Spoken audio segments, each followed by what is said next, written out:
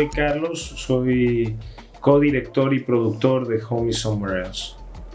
Y yo soy Jorge Villalobos, codirector de Home is Somewhere Else, que es el primer largometraje de Brinca, taller de animación, que es nuestro estudio. Es el estudio que tenemos en Valle de Bravo, Estado de México. Y es un estudio que tiene 10 años, acabamos de cumplir 10 años. Y esta es nuestra primera película.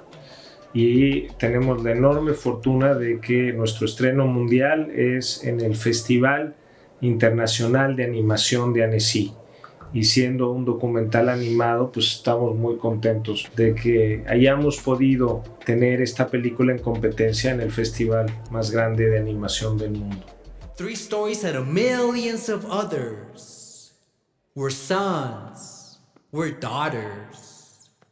We're the ones between those mundos, life suspended on the shelves, where home is always somewhere else. Home is Somewhere Else es un documental animado. Es una película que cuenta 3 historias contadas de manera independiente, como si fueran episodios, de 3 familias diferentes con estatus migratorios distintos. Son familias que se han enfrentado a lo que significa vivir como indocumentados en Estados Unidos. Son distintos casos, distintos momentos de la vida de los personajes. Tenemos, por ejemplo, la historia de Jasmine, que es una niña que de muy pequeña, ante el miedo de que sus padres puedan ser deportados, se vuelve activista, por ejemplo. Nosotros lo que hicimos fue encontrar, después de una investigación, cuáles eran los 3 ejemplos de las 3 historias que nos podrían dar un espectro amplio de la experiencia de vivir, de crecer en una familia indocumentada en Estados Unidos. Estas son las voces de los protagonistas jóvenes de estas familias. Y lo que hicimos fue entrevistarlos, tener pláticas con ellos, que ellos tuvieran pláticas entre la mamá y la hija, entre la abuela y la hija, entre el papá y la hija. Y entonces con ese audio lo editamos y luego le pusimos imagen en animación, principalmente por 3 razones. La primera es para proteger la identidad de estas familias que están vulnerables al estar contando sus historias y seguir de indocumentadas en Estados Unidos. La segunda es porque la animación es una herramienta que nos permite llegar como a una intimidad, a una metáfora sobre la experiencia muy distinta. Es decir, por ejemplo, no es lo mismo que un personaje te diga tengo miedo a que tú vivas ese miedo, ¿no? O tengo un sueño a que tú vivas ese sueño. Y la tercera es porque la animación nos permite recrear el pasado de estas historias. Cómo llegaron estos personajes a dónde están. Y la cuarta, porque queremos que esta película se acerque a los jóvenes, queremos que la vean audiencias de chavos de secundaria, de prepa, porque son finalmente los que están en un momento de sus vidas donde empiezan como a sensibilizarse más este tipo de temas. Y estamos convencidos de que la animación es una manera en la que esta audiencia se va a enganchar más con un tema que quizás de una manera en un documental más convencional probablemente te da un poco de flojera o ya has visto tantos documentales sobre migración que no le entras, y creemos que con la animación puede ser mucho más atractiva para este tipo de públicos.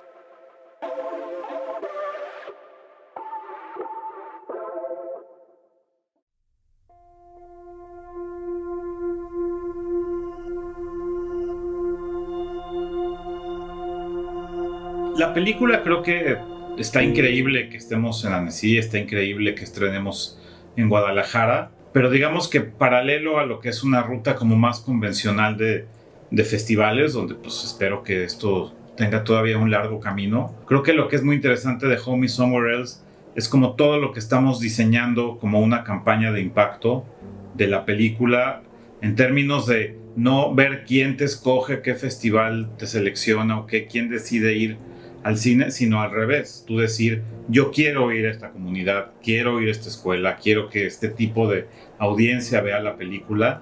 Y entonces llevamos trabajando, pues ya que casi un año, ¿no? Con Mariana Marín, que es la productora de la campaña de impacto, toda una serie de actividades que espero que duren pues, por lo menos todo este año y el siguiente, donde estaremos llevando la película a los sitios donde es pertinente, a las comunidades de donde son nuestros protagonistas, a lugares donde quizás políticamente se puedan generar cierto tipo de cosas. Una de las cosas muy bonitas de generar una campaña de impacto, digamos que la diferencia entre distribuir una película y generar una campaña de impacto es la siguiente. Cuando tú estás pensando en la distribución de una película, estás pensando en que te vea la mayor cantidad de gente posible, que estés en los cines, que estés en la televisión, que estés en las plataformas digitales. Pero cuando estás pensando en crear un impacto con tu película, es cómo te centras a que las personas para las cuales tú hiciste la película sean las que te vean, las personas que van a poder causar un impacto del tema que tú estás abordando. Por eso nosotros llevamos diseñando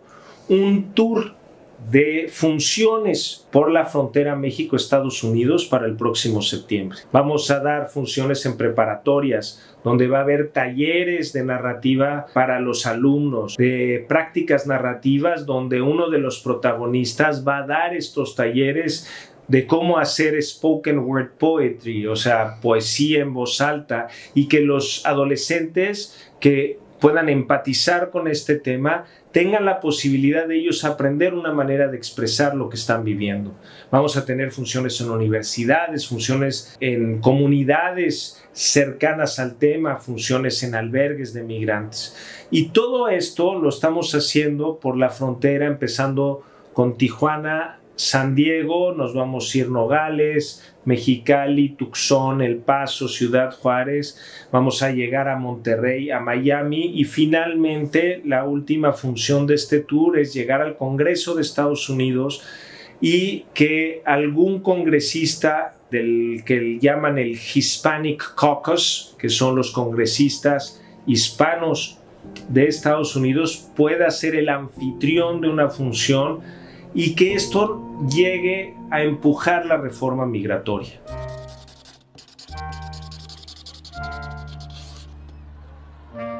Algo que ha sido muy particular de esta película es que el hecho de que hayamos hecho 3 historias y que cada historia haya tenido un estilo visual propio, que eso viene obviamente de una cuestión más narrativa, pero al mismo tiempo poder producir estas 3 historias de manera como separada en equipos distintos para poder llegar a tiempo, ¿no? Con el plan de trabajo y con el presupuesto que teníamos, no hubiera sido posible si no hubiéramos trabajado ya con estudios consolidados, estudios independientes mexicanos, estudios con los que aparte con algunos habíamos trabajado desde hace muchos años, con otros era la primera vez, pero que el común entre todos era que los admirábamos mucho, que conocíamos su trabajo, y estos 3 estudios son Llamarada, que produjo la historia de Jasmine, Virus Mecánico, que hizo la historia de las 2 hermanas,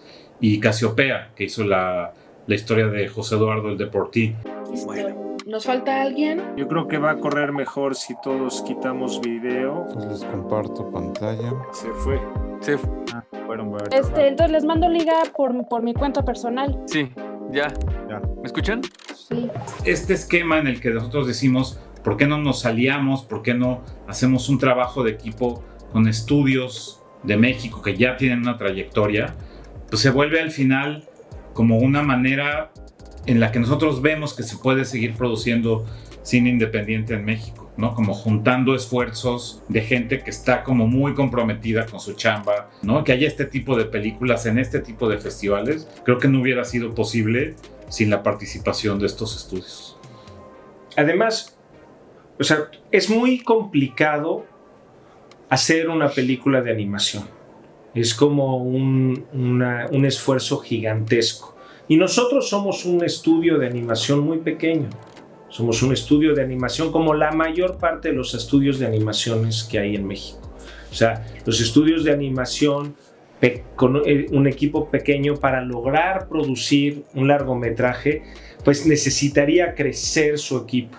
Nosotros lo que hicimos en lugar de eso fue usar una estrategia de ¿por qué no nos juntamos 4 estudios de animación, los 4 independientes, y trabajamos de manera colectiva en términos de las ideas que cada uno de los artistas de estos estudios pudo aportar a la película. Nosotros, toda nuestra propuesta fue enriquecida por los artistas de diferentes estudios, pero al mismo tiempo creando estas células que ya trabajan con ellos desde hace muchísimo. Crear estas células donde llevan mucho tiempo trabajando juntos como equipo, y entonces eso eficientaba el trabajo, porque al final la animación tiene una parte creativa, pero también tiene una parte de producción que tiene que ser eficiente, porque son grandes esfuerzos económicos para hacer una película. Y entonces, ¿qué es lo que pasó? Pues entonces logramos no solo enriquecer el proyecto de una manera creativa con todas las ideas de estos estudios y de los artistas de estos estudios, sino que además pudimos generar un esquema que yo creo que se puede repetir. Yo creo que en México se pueden producir largometrajes si logramos juntarnos los pequeños estudios para poder hacerlos y hacer como varios equipos que se juntan para un mismo fin.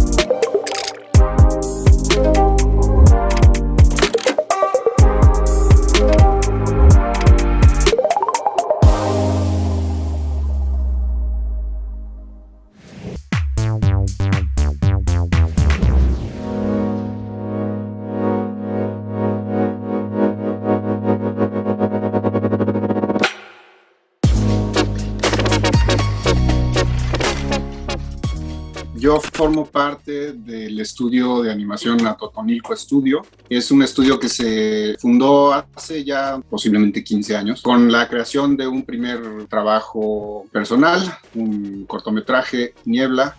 Y a partir de ese cortometraje, este estudio siguió funcionando como estudio que hacía trabajos por encargos, principalmente a proyectos museográficos, con el fin de seguir haciendo trabajos independientes. Se hicieron algunos otros cortometrajes y a la par, desde hace muchos años, estoy desarrollando este proyecto de largometraje animado para adolescentes y adultos que está basado en una novela de un escritor checo que habla sobre censura y libertad de expresión. Entonces ahorita seguimos con esta parte de hacer trabajos por encargo, cortometrajes, y a la par pues tratar de levantar este proyecto de largometraje, que es un proyecto difícil de levantar en México, porque en México todavía no se tiene esta cultura de que la animación no es solamente para niños. Entonces la gente de aquí en México evalúa y que da apoyos, ve este proyecto como una cosa muy extraña, porque alguien está haciendo una película para adolescentes y adultos en animación, ¿no? Es como muy rarísimo, muy raro. Cosa que en Europa y en otros países del mundo donde la cultura de la animación es más amplia y tiene ya bastante tradición, ya es una cosa muy normal, ¿no? Que se hagan este tipo de proyectos, sean comerciales o no.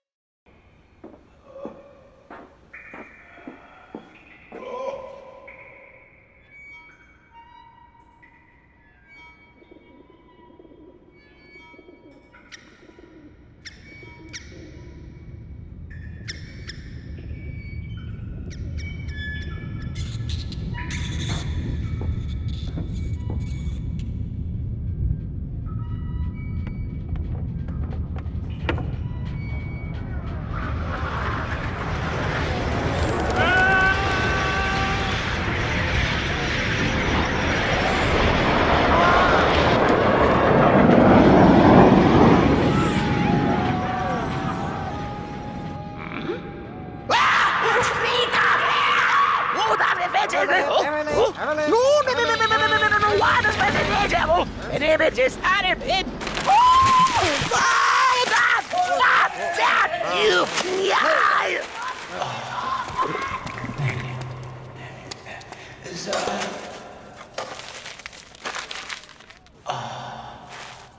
Ha sido clave que el proyecto maduró, no es tan reciente, el proyecto maduró yo creo que hace 2 años, cuando fuimos capaces de hacer un teaser. Es un logro muy, muy importante porque hacer un teaser pues es carísimo, ¿no? Tú tienes que llegar al resultado final de cómo se va a ver la animación, calidad final. Y eso, pues imagínense, no es nada más hacer un cachito de filmación y tal, sino que es todo un proceso en animación muy complejo, desarrollar el pipeline, investigación, búsqueda del tratamiento, la estética, etcétera. Entonces esos 3 minutos nos costaron mucho, pero llegamos hace 2 años. Y yo creo que eso fue clave para ya tener un proyecto más redondo. Eso junto con la escritura del guión, que finalmente el guión pasó de ser un cortometraje a un largometraje.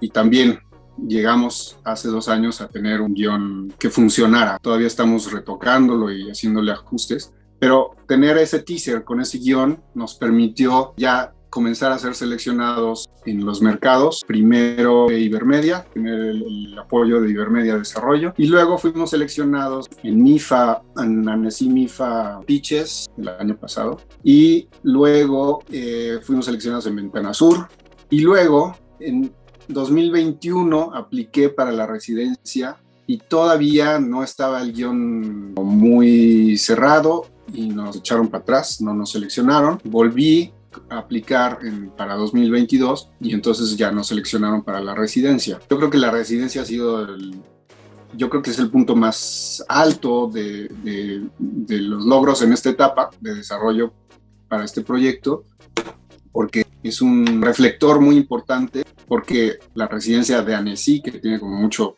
el festival, pues imagínate el prestigio que tiene y la atención que tiene de todos los posibles coproductores que están buscando proyectos. Entonces, la verdad es que sí ha resultado enriquecedor en la residencia, hacia al interior del proceso creativo. La búsqueda de coproductores ha sido como una cosa natural, de que la residencia se presentó sus resultados en MIFA, en esta conferencia de prensa, y justamente a partir de ese reporte hemos tenido acercamientos ya con productores franceses, que es como todo mundo quiere un productor francés, porque hay muchísimo dinero, que la cultura de la animación en Francia es impresionante, ¿no? La distancia que hay con México, y hay mucho dinero que se invierte en la animación. Y también ha habido acercamiento con 2 posibles coproductores de República Checa. Y eso es bien importante porque el proyecto, al ser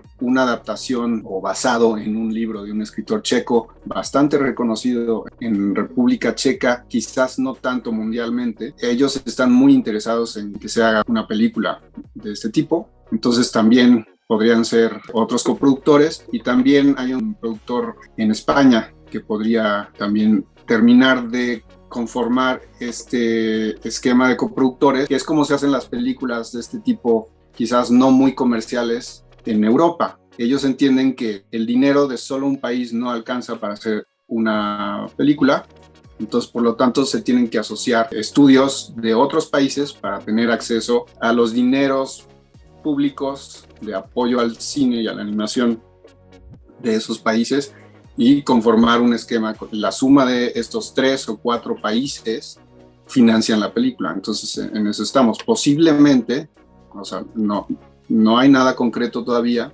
Hanta se pueda producir con un coproductor checo, un coproductor español, un coproductor francés, y el poco dinero que pueda salir de México.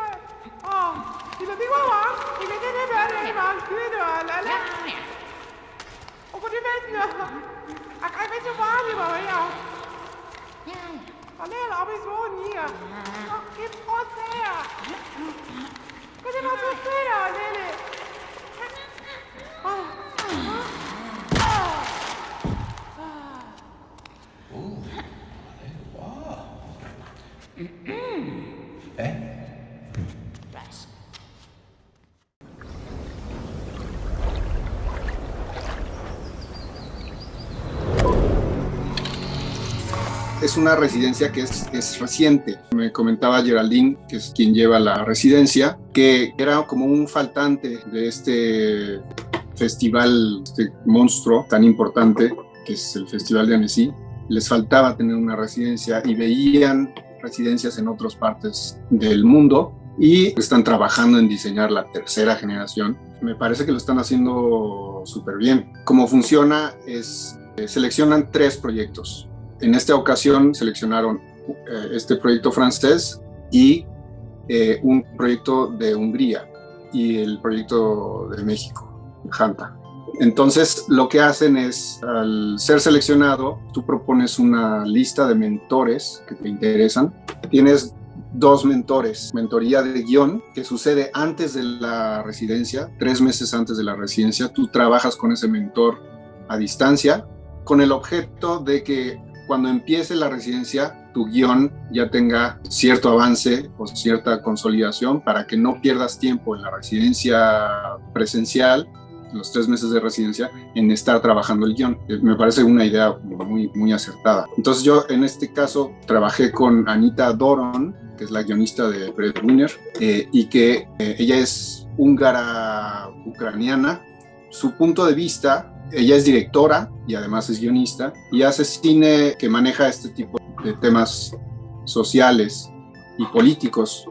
Entonces su punto de vista europea del este, que ha vivido estas situaciones de injerencia o de represión, sobre todo de los soviéticos, ha sido muy importante y ella ha aportado ideas muy valiosas al guión que justamente trata sobre estos temas, represión a la libertad de expresión. Entonces, bueno, esa fue la mentoría de guión, 3 meses antes del inicio de la mentoría, y luego ya viajas a Annecy y pasas 3 meses ahí, abril, mayo y junio, y ahí trabajas con otro mentor. En este caso, conseguimos que se sumara una directora iraní que se llama Sepideh Farsi, y ella hace cine también de temas sociales y políticos. De hecho, ella es una iraní residente en Francia que no puede regresar a Irán porque la meten a la cárcel, justamente por el cine que hace. Su enfoque social a través del cine ha sido muy importante